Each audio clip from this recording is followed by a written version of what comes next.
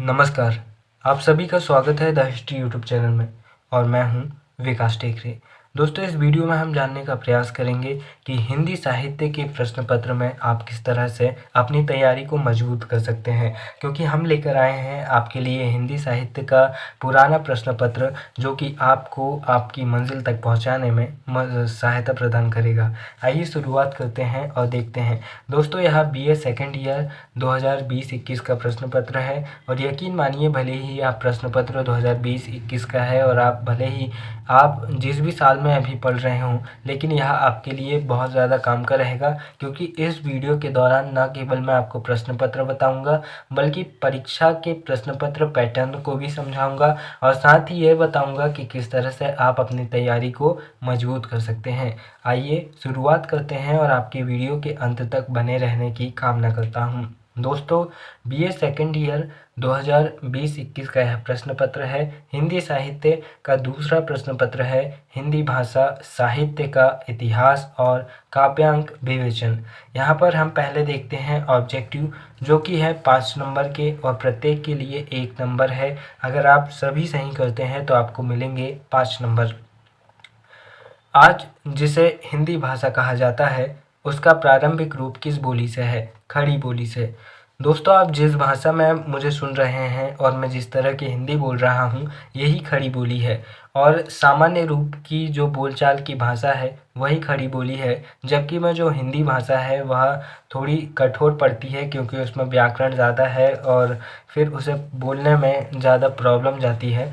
दोस्तों, हिंदी का जो इतिहास है वह 1000 वर्ष से प्रारंभ होता है और 1000 साल पहले हिंदी अस्तित्व में आई।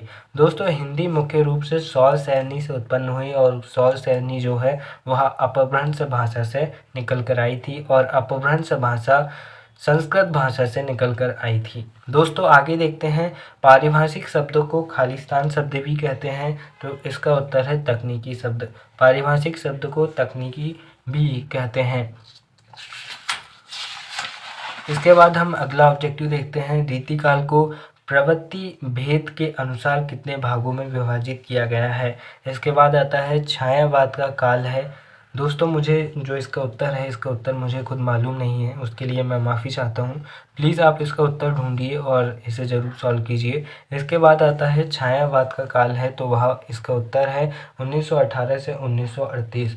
जयशंकर प्रसाद जी को छायावाद का प्रवर्तक या प्रारंभ करने वाला कवि माना जाता है और जयशंकर प्रसाद, सुमित्र नंदन पंत, सूर्यकांत त्रिपाठी निराला और महादेवी वर्मा को छायावाद के स्तंभ साहित्यकार के रूप में जाना जाता है। इसके बाद 5वें नंबर का ऑब्जेक्टिव है किस रस को रसों का राजा कहा जाता है? तो इसका उत्तर है श्रृंगार रस और श्रृंगार रस महत्वपूर्ण रस है। जैसे कि आप सूरदास जी के जो ग्रंथ है जिसमें उन्होंने कृष्ण भगवान के बारे में लिखा है, वहाँ पर आप श्रृंगार रस देख सकते हैं और रीति काल में या फिर भक्ति काल में श्रृंगार रस का बहुत ज़्यादा प्रयोग किया गया है, इसीलिए इसे रसों का राजा कहते हैं। इसके बाद हम देखेंगे लघु उत्तरीय प्रश्न पत्र, short answer, short question answer, जिसके लिए आपको यहाँ पर करने हैं 5 क्वेश्चन और इसके लिए आपको मिलने वाले हैं 9 नंबर।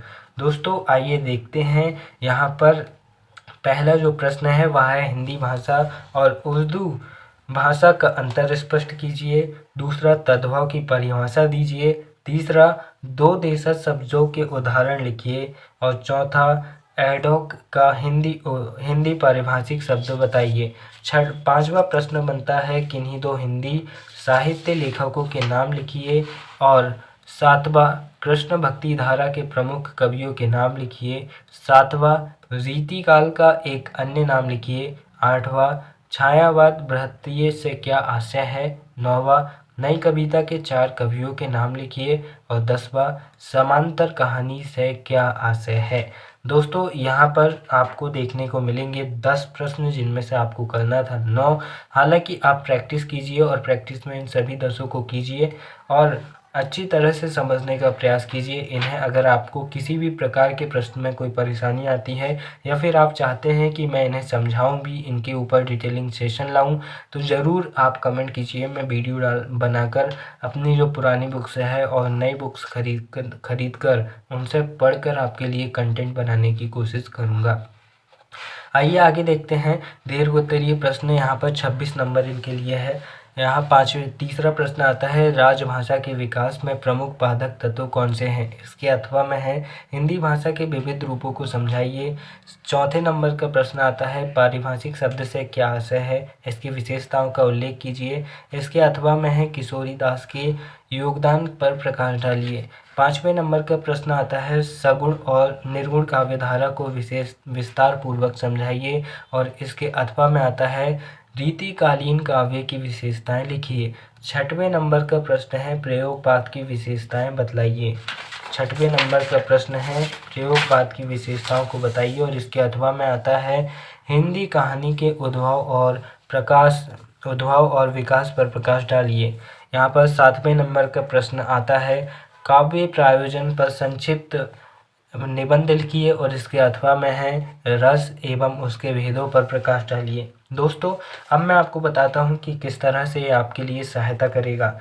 दोस्तों, आपका आप जिस भी कॉलेज से हैं, जिस भी यूनिवर्सिटी से हैं, आप जो कोर्स कर रहे हैं, अगर आप बीए सेकेंड ईयर के स्टूडेंट हैं तो इसका सिलेबस आप अपने हाथ में रखिए और मैच कीजिए ये क्वेश्चन पेपर आपके सिलेबस से कितना मैच होता है। जितना मैच होगा ये आपके लिए उतना ही ज़्यादा काम का होगा। और इन्हें आप अच्छे से पढ़िए और इनसे संबंधित या इस प्रकार के प्रश्नों को अच्छे से पढ़िए। दोस्तों, स्मार्ट रीडिंग वो होती है जो आप स्मार्ट तरीके से करते हैं। और कॉलेज में स्मार्ट तरीके से रीडिंग करना मतलब रेगुलर कॉलेज जाना नहीं, बल्कि कॉलेज रेगुलर जाओ चाहे या ना जाओ उससे फ़र्क नहीं पड़ता, लेकिन रेगुलर स्टडी होनी चाहिए, चाहे वो घर पर ही क्यों ना हो।